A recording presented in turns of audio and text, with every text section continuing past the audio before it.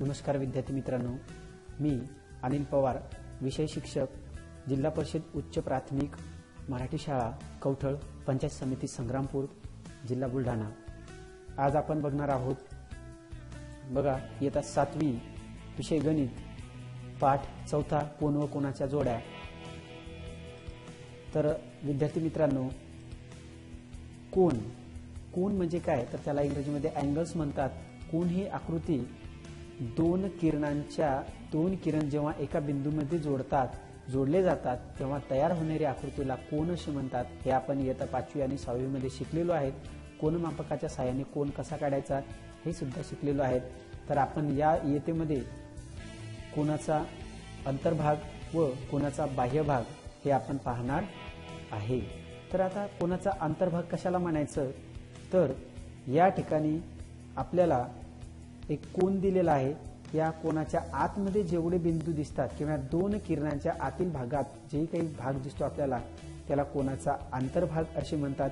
त्यालाच interior side of an angle असे म्हणतात। म्हणून आकृतीमधील बिंदू ए, जी व पी हे कोनाच्या अंतर्भागात आहेत असे आपण म्हणू शकतो। यानंतर आपण बघूया कोनाचा बाह्य भाग, त्याला exterior side of an angle असे म्हणतात। आता कोनाच्या बाहेरील भागास कोनाचा बाह्य भाग असे म्हणतात। आता या ठिकाणी आपल्याला बिंदू ए, सी आणि एम दिलेले आहेत।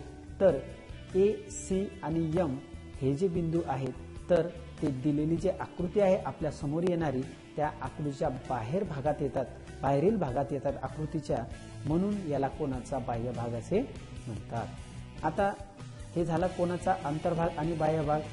विद्यार्थी मित्रांनो, आता आपण बघूया कोनाच्या जोड्या, पेअर ऑफ अँगल्स।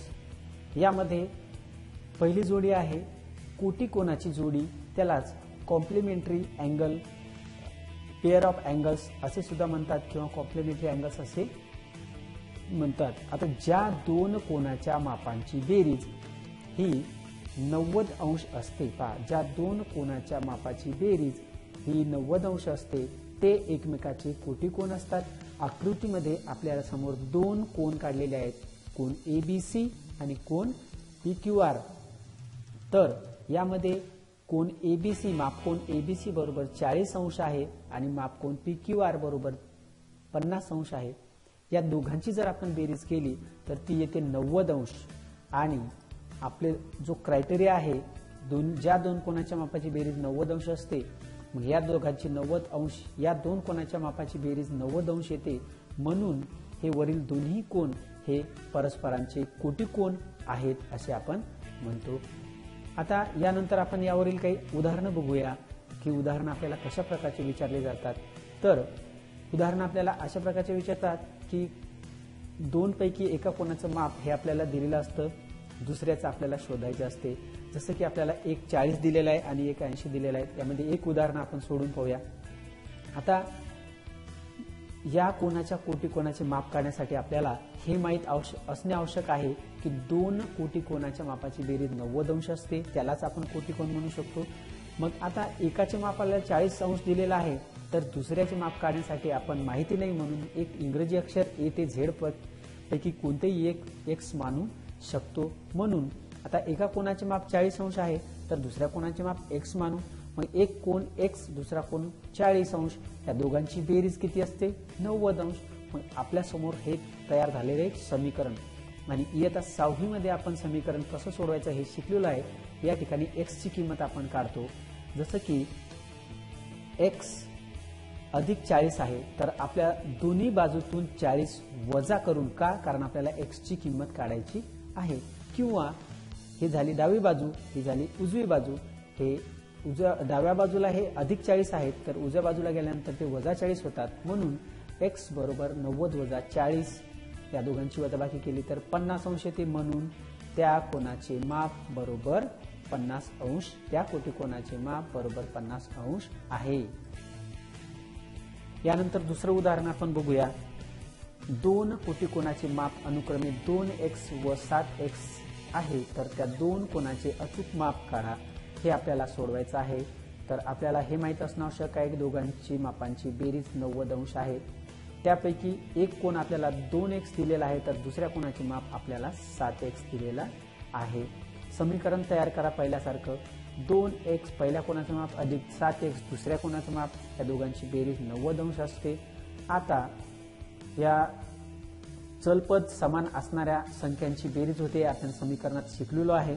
यामध्ये 2x अधिक 7x बरोबर 9x आणि 90 दुसऱ्या बाजूला, उजव्या बाजूला 90 जसेच्या तसे। आता आपल्याला x ची किंमत काढायची असल्यामुळे 9x त्यापैकी 9 आपल्याला कट करायचा आहे, हे x गुणिले आहेत तर दोन्ही बाजूला आपण जर 9 ने भाग दिला तर 9 1 9 9 9 कटतात आणि 90 भागिले 9 या दोघांचा भागाकार केला तर आपल्याला x ची किंमत 10 मिळते। इथे आपलं उत्तर संपत नाही, तर मिळालेली x ची किंमत आपल्याला या कोनांच्या याच्यामध्ये जे कोन दिलेले आहेत त्या कोनामध्ये टाकून आपल्याला एक्झॅक्ट माप काढायचा आहे। तर एका कोटी कोनाचे माप बरोबर 2x आहे आणि x च्या जागी 10 ही किंमत आपण काढलेली मूळ ठेवून 2 गुणिले x। आता या 2 आणि x मध्ये कोणतंच नातं नाही, ते चलपद आहे, म्हणजे ते एकमेकाला गुणिले असतात, हे आपल्याला माहित आहे, पटीत असतात, म्हणून 2 गुणिले 10 बरोबर 20। एका कोनाचे माप आले 20 अंश तर दुसऱ्या कोटी कोनाचे माप हे 7x म्हणजेच 7 गुणिले x ची किंमत 10 त्याच्यामध्ये ठेवून 7 10 70, म्हणून त्या दोन कोनांचे माप बरोबर काय येतं 20 अंश व 70 अंश येते। आता या ठिकाणी आपण कोनाची दुसरी जोडी आपण पाहूया, ते येतं पूरक कोन कशाला म्हणतात। तर ज्या दोन कोनाच्या मापाची बेरीज ही 180 अंश असते अशा कोनांना ते एकमेकाचे पूरक कोन असतात असे आपण म्हणतो। आता या ठिकाणी आकृतीमध्ये आपल्याला दोन कोन दिलेले आहेत, त्यामध्ये एक कोन आहे ABC आणि दुसरा कोन आहे PQR। मग या कोन ABC चं माप आहे 70 अंश आणि कोन PQR चं माप आहे 110 अंश। आणि जसं आपण कोटी कोनची बेरीज 90 अंश म्हणतो तसं या पूरक कोनाची किती 180 पाहिजे। या 70 आणि 110 ची बेरीज केली तर 180 येते, म्हणून वरील दोन्ही कोन हे परस्परांचे पूरक कोन आहेत। आता या ठिकाणी कोन ABC, आता बघा यानंतर आपण रेषीय जोडीतील कोन पाहूया। तर रेषीय जोडीतील कोन त्याला इंग्रजीमध्ये बघा अँगल्स इन लिनियर पेयर, मग ज्या दोन कोनांची एक भुजा सामायिक असते व असामायिक भुजांनी एक सरळ रेषा तयार होते आणि त्यांच्या मापाची बेरीज 180 अंश असते, असे कोन एकमेकाचे रेषीय जोडीतील कोन असतात।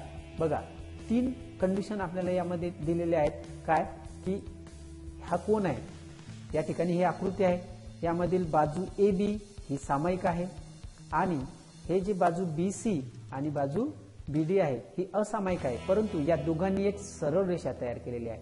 आणि आता सरळ रेषा तयार केलेली आहे याचाच अर्थ काय, सरळ कोन तयार होतो आणि सरळ कोनाचे माप हे 180 अंश असते हे आपल्याला माहित आहे।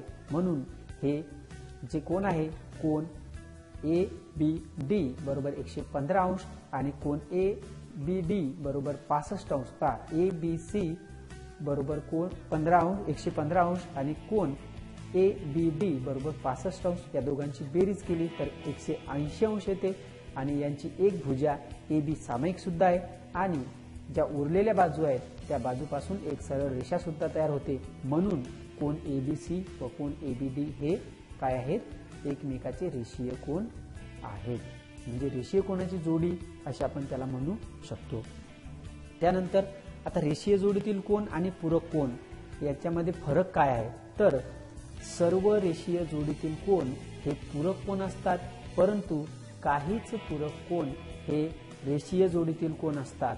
आता याचं उदाहरण तुम्हाला समजून घ्यायचं असेल तर कसं, आता उदाहरणार्थ मला सांगा की असे काही पूरक कोन असतात, आता जेवढे रेषीय जोडीतील कोन असतील त्या सर्वांची त्या जोडीची बेरीज ही 180 अंश असते, आपल्याला हे माहित आहे। कारण काय, कारण रेषीय कोन तयार होतो, मग रेषीय कोन हा नेहमी 180 अंशाचा असतो आणि त्यामध्येच ते कोन तयार होणार, म्हणून हे सर्व पूरक कोन असतात। परंतु अशी आता समजा पूरक कोनाचा विचार जर केला तर यांची एक बाजू सामायिक असू शकते, पण ही सरळ रेषाच तयार होईल असं काही आहे का?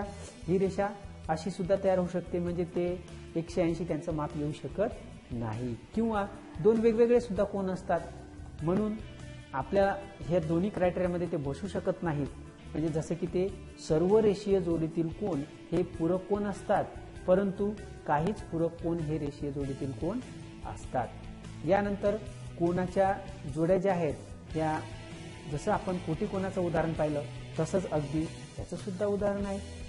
याच्यामध्ये सुद्धा आपल्याला एका कोनाचं माप दिलेलं राहतं आणि त्याच्यावरून आपल्याला इतर कोनाचे माप काढायचे असते. मग आता पहा, खाली काही कोनाचे माप दिले आहे, त्यावरून त्याच्या पूरक कोनाचे माप काढा. आता पूरक कोन म्हटलं किंवा रेषीय जोडीतील कोन म्हटलं तर आपल्या डोक्यात पहिले हे क्लिक व्हायला पाहिजे की या पूरक कोनाच्या मापाची बेरीज 180 अंश असते. मग एक कोन 70 अंश दिलेला आहे, तर मग दुसरा कोन आपल्याला माहित नाही, म्हणून तो इंग्रजीतील अक्षर कोणताही एक मानायचा. म्हणजे आपण एक्स मानला, समीकरण तयार करायचं, x अधिक 70 बरोबर 180 आणि हे समीकरण सोडवायचं. डाव्या बाजूला हे अधिक 70 आहे, उजव्या बाजूला गेल्यानंतर 180 च्या समोर जाते आणि वजा 70 येतं. यांची वजाबाकी जर आपण केली तर 110 हे उत्तर येतं. आणि म्हणून बघा, त्या पूरक कोनाचे माप बरोबर 110 अंश आहे. तर विद्यार्थी मित्रांनो, हे झालं आपल्या कोनाच्या काही जोड्या. तुम्हाला नक्कीच समजलं असेल, आणि नाही समजलं असेल तर मला कमेंट बॉक्समध्ये सांगा. धन्यवाद.